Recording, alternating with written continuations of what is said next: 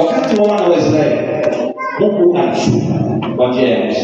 Katika Agano Jipya Mungu ameshuka kwa njia ya Yesu Kristo. Kama alivyowaokoa wana wa Israeli kwa njia ya Musa, anasema mwenyewe nimeshuka nipate kuokoa. Maana Mungu alishuka lakini akamtumia Musa. Lakini katika Agano Jipya vile vile Mungu ameshuka kwa njia ya Yesu Kristo.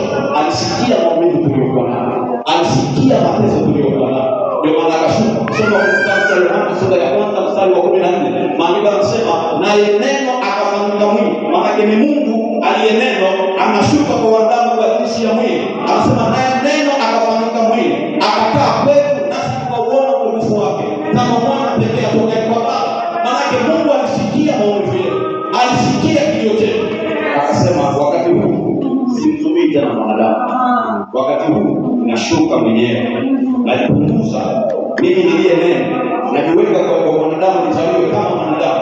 Ili nione mateso walionayo. Sio kwa mbali. Nione mwenyewe, niyapitie mwenyewe. Ndio maana maandiko yanasema Yesu alijaribiwa katika mambo yote pasipo kutenda dhambi. Kwa hiyo maana ni Mungu ake katika Yesu Kristo alipitia mateso unayoyapitia. Alijaribiwa kama unavyojaribiwa. Aliona njaa kama unavyoona njaa ili akukomboe. Ili akuweke huru. Bwana Yesu asifiwe sana. Mungu ametupa nafasi ya kuwa huru. Mungu alitutoa, alituweka kuwa huru. Tupate kumtumikia pasipo hofu. Tupate kumtumikia pasipo na mateso. Chote ambacho kina uwezo wa kutesa maisha yetu, kina uwezo wa kusumbua maisha yetu, dawa yake iko msalabani. Pale msalabani Yesu alishuhudia.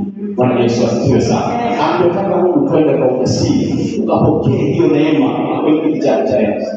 Jina la Bwana libarikiwe sana. Haleluya. Haleluya. Basi Mungu abariki.